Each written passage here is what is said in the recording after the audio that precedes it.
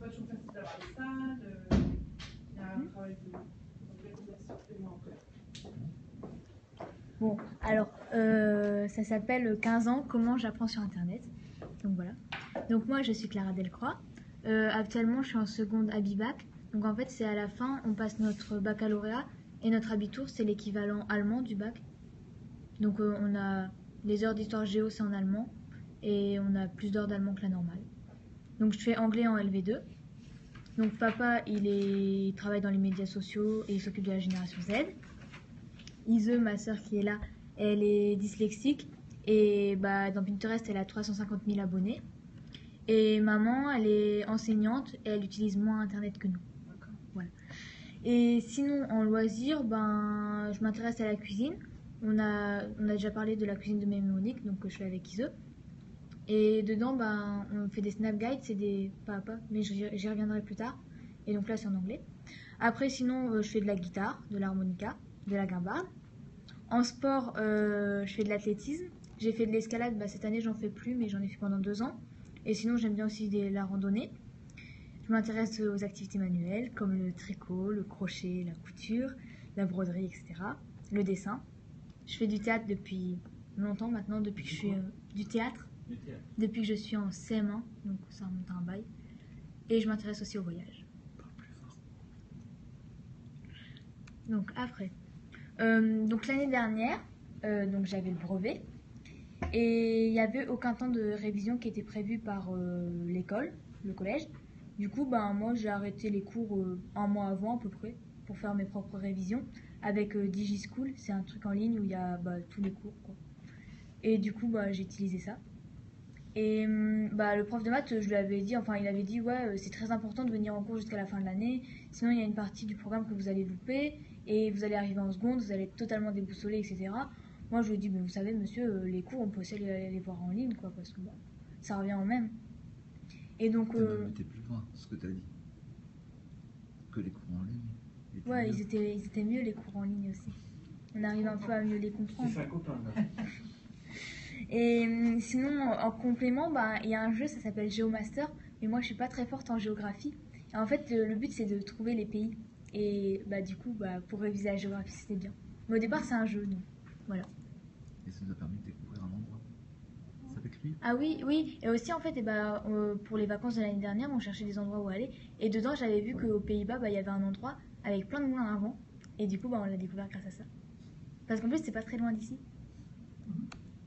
Donc après, l'anglais et moi. Donc 500 mots, ça suffit pour parler une langue. Et donc comme je suis anglais LV2, mes premiers cours d'anglais, je les ai eus en 4e. Et seulement avant mes premiers cours d'anglais, en fait, je connaissais déjà à peu près 150 mots. Rien qu'avec des jeux ou des choses comme ça, en naviguant sur Internet, etc. Mais l'anglais, en fait, moi, je m'ennuyais un peu. Et je trouvais que les cours, ils étaient pas trop adaptés. Parce qu'en fait, on apprenait le vocabulaire surtout pour l'école, du genre est-ce que je peux aller à la poubelle ou quoi. Mais dans la vraie vie, quand on voyage ou quoi, ça sert pas trop à grand chose, quoi. De demander si on peut aller à la poubelle ou de donner un crayon. Si ça peut être utile, mais bon, c'est pas très adapté. Et donc, j'ai cherché un moyen pour apprendre seul l'anglais en ligne. Et du coup, j'ai testé différents sites. Donc j'ai testé Babel, Bussu, Anglais Facile, etc. Donc en fait, la plupart, le problème qu'il y avait, c'était qu'on pouvait tester, quoi. Mais après, il fallait payer. Mais moi, j'avais pas envie de payer. Et après, il y avait Anglais Facile, donc c'est pas payant. Mais j'aimais pas comment c'était fait. Et en fait, depuis septembre 2013, il y a eu Duolingo qui est sorti. Et ça, c'est bien parce qu'en fait, c'est totalement gratuit. Et c'est comme ce que je recherchais. Donc justement, Duolingo, ça s'écrit D-U-O-L-I-N-G-O. Et donc justement, ça c'est un site web, mais il a été adapté en application pour smartphone et tablette. Et donc en fait, dedans, un cours, ça s'appelle une unité, et l'unité est divisée en leçons. Et ce qui est bien, c'est qu'il n'y a pas beaucoup de vocabulaire à la fois, et les révisions sont entre guillemets obligatoires parce qu'en fait, il y a des barres de force, et si on vient pas réviser, ça perd en fait. Et du coup, les leçons sont plus connues, quoi. Et aussi, si les gens connaissent déjà l'anglais un peu, qu'ils en ont déjà fait, il y a des raccourcis et ça comprend plusieurs unités. Et du coup, comme ça, on peut avancer plus vite dans le dans la profession. Et en ligne, pas sur les applications, mais sur le site, il y a aussi des traductions de textes qu'on peut faire. C'est des textes libres de droit, donc souvent des articles Wikipédia. Et on peut les traduire, et il y a d'autres gens qui traduisent aussi. Et c'est bien pour s'entraîner à comprendre des textes. Et par contre, le seul point un peu négatif, c'est l'oral. En fait, moi, dedans, ils font des petits exercices pour l'oral, mais l'anglais écrit, l'écrire, je le pratique. Le parler, je le pratique pas justement. Mais par contre, le lire, avec Internet, etc., je l'utilise vraiment beaucoup. Donc ça, j'ai pas beaucoup de problèmes pour lire l'anglais. Et donc, dans Duolingo, il n'y a pas que l'anglais, il y a aussi l'espagnol. Du coup, quand ils l'ont sorti, je me suis dit pourquoi pas. Du coup, j'ai commencé à apprendre l'espagnol. Et comme j'étais en Allemagne pendant 3 mois, j'ai plus trop avancé dedans. Mais sinon, ils ont aussi sorti l'italien. Et j'avais déjà été en Italie une semaine. J'avais fait un séjour à Rome. Et je fais du latin depuis que je suis en 5e. Du coup, c'est assez facile. Ça ressemble au français. Du coup, voilà. J'ai aussi un peu commencé l'italien. Mais j'ai pas beaucoup avancé. Et ils veulent sortir l'allemand. Mais l'allemand, ça va. Du coup, je ferai les raccourcis. Et aussi, ce qui vient de sortir il n'y a pas longtemps, c'est des diplômes. En fait, ça peut certifier sur un CV ou pour les... J'ai perdu le mot. Attends, j'ai une capture d'écran. Des TOEIC ou des TOEFL, comme ça? Ça peut certifier le niveau d'anglais. Et pour l'instant, c'est gratuit. Après, ils vont le passer payant, mais normalement, je crois que ça coûte 200 $, mais eux, ils font à 20 $. Donc, c'est quand même une sacrée réduction, quoi. Ils disent ça peut certifier le score pour pouvoir l'utiliser sur un CV, que ce soit pour postuler à un emploi ou pour entrer dans une école ou une université. Et c'est sur la base du TOEIC ou TOEFL? À mon avis, c'est basé sur ça. Oui, Je pense c'est ça. Je pense que c'est ça, mais c'est pas indiqué ça. réellement. Ouais. D'accord. Je sais pas. Mais du coup, souvent, c'est ça les scores. Ouais, mais c'est ça. Je sais pas. Mais du coup, on peut passer. C'est notre application qui permet de passer le test. Mais pour l'instant, je crois que ça existe que pour l'anglais. D'accord.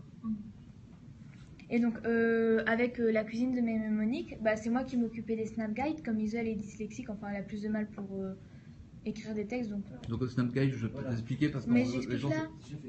Ouais, mais attends, je l'explique. D'accord. Vous l'expliquez après ça? Vas-y, explique. En fait, c'est des pas à pas illustrés. Il y a une image et un petit texte en dessous qui explique ce qu'il faut faire.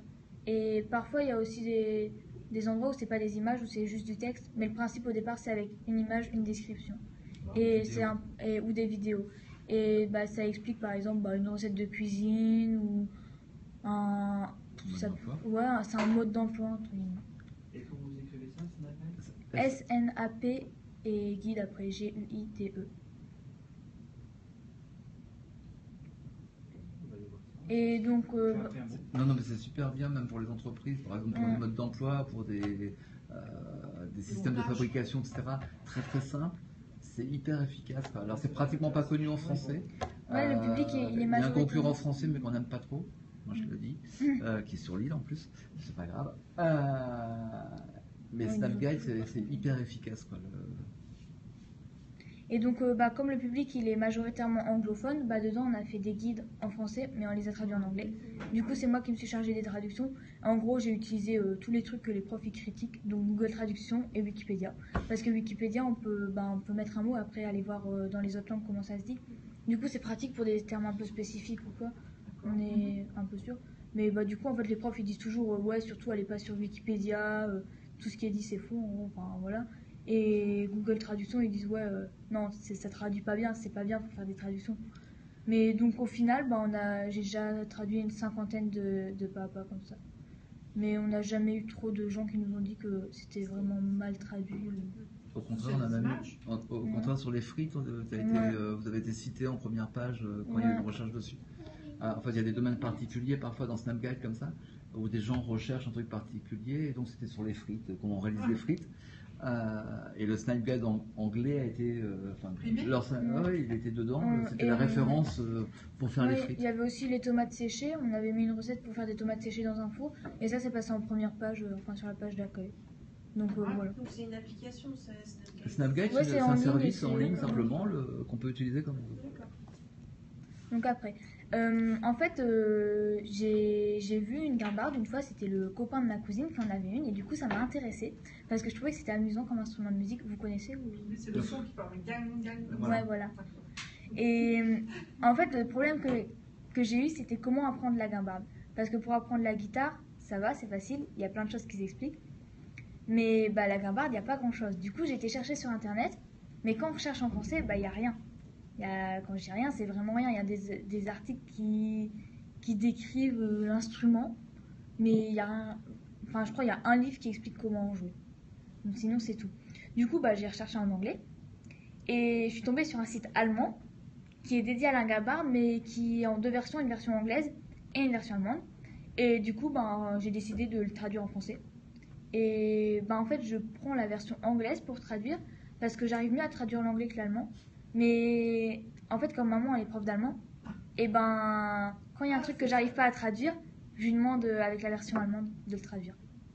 Donc voilà. Et ça, j'ai prévu après de demander à l'auteur du site si c'est possible que je fasse un PDF avec et que je le mette en ligne. Pour, comme ça, les gens qui veulent en français, bah voilà. Après, oh, ça je dois le dire. Oui, tu dois le dire. Ouais. Ben, en fait, non, c'est une fois, c'était au début. Non, justement. Si elle doit le dire, on peut écouter. Il n'y a pas le lien, il n'y a pas le lien. Elle n'a pas mis le lien. Non, mais c'est au début de cette année scolaire. Je devais apprendre les déclinaisons latines. Seulement, c'est un peu ennuyeux les déclinaisons latines. Et du coup, en fait, je me suis éclatée à faire une vidéo avec une chanson. Mais seulement, je l'ai mis sur YouTube et il y a 2000 vues. Mais bon. Ah, 2000 vues. Ouais. C'est la chanson qu'on connaît. Ça démarre comme ça. Ça démarre avec celle de Brel et après, c'est moi. Mais c'est pas bien fait. Tu peux nous envoyer le lien? Tu vas le faire, on va l'écouter. Ou tu le mets là, on l'écoute, on le voit, tu nous fais voir. Il n'y a pas de connexion. Et si, il y a du wifi ici. Sinon, moi j'ai du wifi sur mon téléphone. Hein, et voilà, c'est fini. Si vous avez des questions, vous pouvez me suivre. Sur, il y aura les listes. Voilà. C'est en ligne. Qu'est-ce qui fait que tu t'es motivée toute seule à apprendre les langues comme ça? Bon, je sais pas, ça m'intéressait. C'est juste, voilà. Je trouve que c'est sympa de pouvoir discuter avec des gens d'autres pays. Et ça t'a pris combien de temps? De quoi? Pour apprendre vraiment l'anglais. Je sais pas, enfin je le fais en jouant moi. Enfin, pour moi c'est plus un jeu que vraiment apprendre. Mais là j'ai pas encore vraiment fini tout le truc, mais je suis bientôt à la fin. Mais ça prend pas, enfin je trouve que ça me prend pas tant de temps que ça. Parce qu'en fait par jour, en fait ça fait en gros 5 minutes par jour, même pas, j'y passe. Et du coup c'est assez rapide quoi. Et quand tu as voyagé, tu as pu échanger aussi directement, parler avec des Anglais, etc. J'ai jamais trop. Enfin, ouais, avec des Anglais un peu. Mais j'étais en Allemagne pendant 3 mois là, et du coup je parle allemand. Mais tu l'as pas appris avec Duolingo? J'ai pas appris avec ça. Mais sinon, quand on va en Angleterre parfois ou quoi, je discute avec des Anglais, je demande le ticket de caisse. Et tu disais tout à l'heure, tu étais en cours. Et vous, les cours c'était nul, vous ennuyez? Les cours d'anglais, ouais, enfin, on apprend plus si on apprend en ligne que ce qu'on apprend dans les cours, enfin. Et après, tu as commencé à chercher sur le net une solution pour apprendre différemment. Ouais. Qu'est-ce que tu cherchais sur le net? Quelle typologie, quel moyen pédagogique tu cherchais? Qu'est-ce qui te donne envie d'apprendre? Moi j'aime bien en fait quand qu'on travaille pas que l'écrit ou qu'on travaille pas que la compréhension orale ou voilà. J'aime bien quand ça travaille un peu tout. Et aussi, là, il y a des images, par exemple, ils mettent une image et il faut dire ça correspond à quel mot. Moi, j'aime bien travailler avec des images. Et, ouais, mais je sais pas en fait. T'aimes apprendre en jouant, quoi. Enfin, ouais, plus faire par jeu que par une leçon, voilà. Ouais. Et du coup, ta grammaire, c'est. Comment tu approches la grammaire? En fait, comme on apprend des phrases, on sait les employer, les phrases.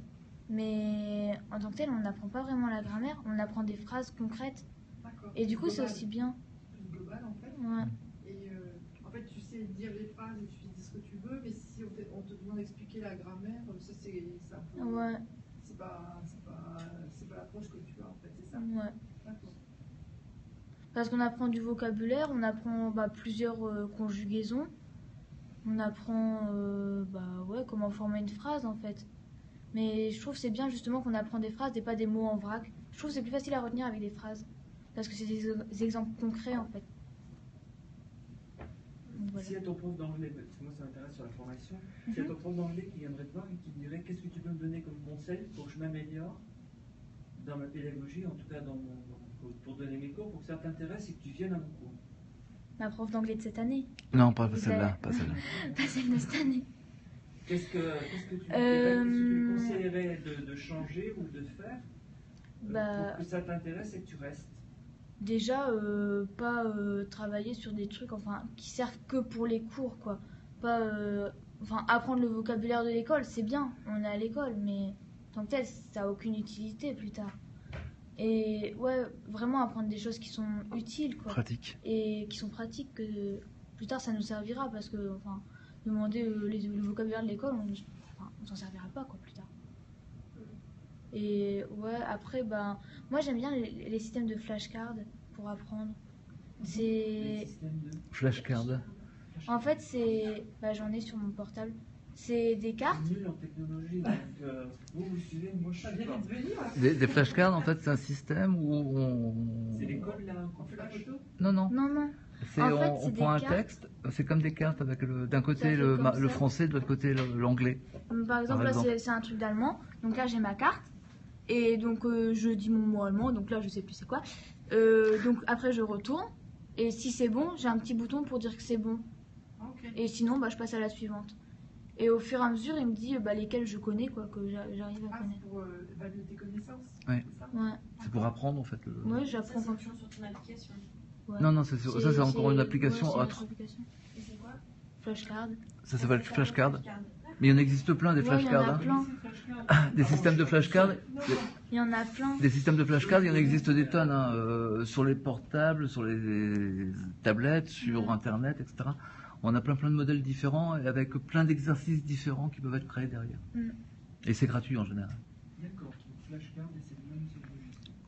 Une personne qui commencerait aujourd'hui à apprendre l'anglais comme tu l'as fait, d'après toi, combien de temps il faudrait pour pouvoir maîtriser, comme tu disais, les 500 mots environ qui te servent, qui sont utiles pour parler une langue? En fait, 500 mots, quand on voit ce que c'est vraiment rien. Enfin, c'est pas beaucoup 500 mots. Parce que quand on dit 500 mots comme ça, on se dit ah ouais, hop, c'est énorme quoi 500 mots. Mais en fait, c'est pas grand chose. Moi là, je suis à plus de 1000 mots en anglais. Donc j'ai fait le double quoi. Et donc 500 mots, je sais pas, c'est assez rapide. Après, ça dépend. Les gens, si pour eux c'est facile à retenir, ou enfin s'ils ont des facilités pour retenir ou pas. Mais je sais pas combien de temps. Et aussi, est-ce que cette méthode, elle n'est pas vraiment adaptée pour toi? Parce que d'après ce que j'entends, c'est plutôt visuel dans ta manière de visuel. Ouais. Plus qu'auditive ou. Mais il n'y a pas, enfin, s'il y a que, enfin, je trouve que moi c'est bien adapté pour tout le monde. Après, je sais pas, c'est mon point de vue. Mais il n'y a pas que les images, enfin, ils font aussi parfois, ils mettent une phrase en anglais et on doit la traduire en français. Ou alors, on entend une phrase en anglais, on doit l'écrire en anglais pour transcrire ce qu'on entend. Et depuis, tu as rencontré des Anglais ou des anglophones d'origine de là-bas, pas des anglophones ici, des anglophones, des vrais. Et tu as déjà dialogué avec eux. Et le fait d'avoir appris là-dessus, ça t'a permis, est-ce que tu les comprends? Est-ce que tu arrives à t'exprimer et ils comprennent, etc.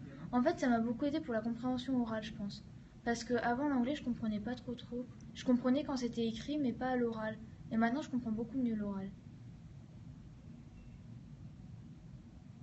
Et du coup, tu comprends mieux l'oral parce que tu l'as parlé avec des Anglais, ou plus parce que aussi.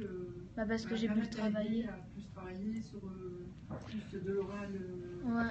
Parce qu'en même temps, en France, les cours d'anglais, enfin, je sais pas, moi, c'est les cours que j'ai eu jusque-là, on travaille pas beaucoup la compréhension orale, on fait beaucoup de compréhension écrite. Et en cours d'anglais, on parle pas beaucoup anglais, on parle français, quoi. Et du coup, on progresse plus sur la compréhension écrite que la compréhension orale ou la prononciation.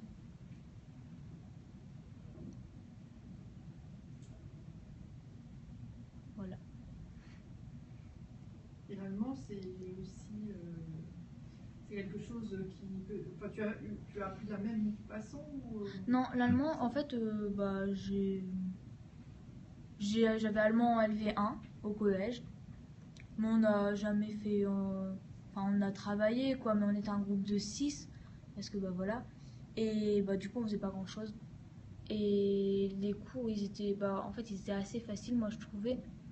On faisait, bah, ouais, pas grand-chose. Mais, bah, on va assez souvent en Allemagne, comme maman, elle est prof d'allemand. Et du coup, bah, ouais, j'en ai entendu de l'allemand. Puis, comme elle est alsacienne, elle parle en alsacien avec sa mère quand elle est au téléphone ou quand on est en Alsace, ça ressemble. Donc, ça aide aussi. En allemand ou pas? Non. Non, en fait, quand elle était petite, quand Iso était petite, elle lui a parlé en allemand, mais Iso, elle a pas aimé. Du coup, bah, elle l'a pas fait pour moi. C'est ta faute. Mais voilà. Non, mais c'est pas grave, parce que bah, j'ai un bon niveau maintenant, enfin. Moi, je trouve que ça va, mon niveau en allemand. Et puis là, l'italien, c'est bien, tu vas pouvoir vraiment... Pas quand le chinois. Bah, quand ils mettront en ligne. À l'espéranto avant. Non, ils l'ont pas encore mis en ligne. Oui, mais t'as dit l'espéranto avant. Non. Et le russe? Bah, s'ils mettent en ligne, hein, après... Parce que, enfin, moi, j'aime pas trop travailler avec des livres papier. Mais... Enfin, je sais pas, j'aime pas.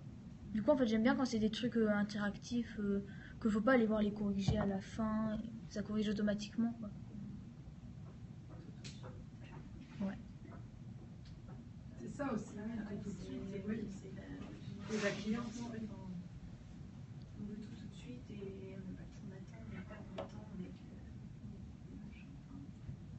Tout est maintenant avec le téléphone, on se met tout de suite, on cherche quelque chose, on veut tout de suite, on cherche, on trouve. Ouais. Et si on s'ennuie, on zappe. On va beaucoup plus vite. Ça, Vous allez beaucoup plus vite. c'est ce qu'elle nous a raconté, hein. Elle n'arrête pas, elle zappe. Mais tout à fait. Enfin, ce qu'elle n'a pas dit, c'est qu'en fait, le truc qui doit l'intéresser aussi, c'est qu'elle peut le faire à son rythme. C'est-à-dire que un jour, elle a envie d'en faire. Alors moi, je vois parfois passer des messages comme ça en disant ta série est bien commencée, continue, parce qu'en fait, il l'encourage, des systèmes d'encouragement qui Ouais, ça met des rappels. Ça met des rappels. En fait, mais parfois, je vois plusieurs jours sans rappel, hein, que les rappels, ils sont là et ça ne l'intéresse pas, elle dit papa, et au bout de 3-4 jours, non, s'il n'y a pas les rappels, c'est que je l'ai déjà fait dans la journée. Ouais. J'ai rien dit, Clara. C'est en fait, on doit le faire, mais si on ne l'a pas fait au bout d'un certain moment, il envoie une notification ou un mail. Enfin, les deux. En fait, hein. Oui, un suivi, une forme de suivi en réalité. C'est peut-être ça aussi qui est intéressant, c'est de... T'aimes bien les rappels Ouais. Non, j'aime bien, parce que parfois j'oublie. Et du coup, ça me rappelle. Comme un guide en fait. Voilà. C'est un peu ton guide. Mais, ouais. Il n'y a pas un moment où tu as eu des difficultés, où ça a été plus pénible pour toi ou... Bah non, en fait, comme les leçons, en fait, à chaque fois, c'est genre 5 mots. Ça va, c'est pas beaucoup d'un coup. Et... Ben, si on a un trou de mémoire ou quoi, on peut appuyer et voir la traduction en français du mot. Enfin, ça dépend quand on fait des tests ou des trucs du genre, on peut pas. Mais sinon, dans les leçons normales, ben, on peut appuyer et voir la traduction du mot en français. Du coup, ça va.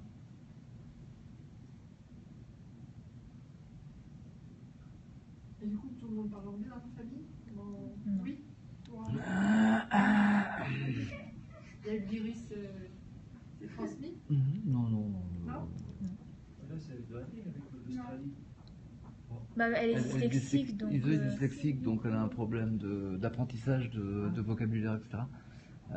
Donc elle sait... Alors, par contre, elle est bluffante parce qu'elle sait s'exprimer et discuter avec les gens. Quand on l'écoute, l'anglais qu'elle emploie, c'est une vraie catastrophe. Mais elle se débrouille avec les étrangers. Elle n'a pas de problème pour demander ses trucs, pour manger, pour boire, pour avoir des copains et tout. Donc parfois, elle sait communiquer. Alors parfois, elle fait des grosses bourdes, mais c'est pas grave, ils en rigolent bien. Je pense à quelque chose, on dira rien, Clara. Même par visioconférence ou n'importe quoi, ça lui pose pas de problème. Mais c'est marrant parce que, alors par exemple, sur l'emploi des pronoms, elle se gourre régulièrement, ça je le sais. Mais donc on lui fait parfois la remarque, elle dit oh c'est pas grave, il comprend. Et c'est vrai qu'ils comprennent. Donc c'est tout le problème qu'on a toujours de situation du niveau de langue. C'est-à-dire que moi j'étais parti aux États-Unis avec une amie qui était prof d'anglais et qui me disait oui tu sais pas parler anglais. Les Américains sur le même moment me disaient tu parles vachement bien anglais. Voilà, c'est toute la problématique de ça. Oui, c'est tout à fait ça. Hein. J'en parlais ce midi avec je revenais de déjeuner et on se disait plus en plus, il y a un phénomène, par exemple, il y a un truc flagrant chez nous pour dire on va organiser une réunion. Maintenant, le mot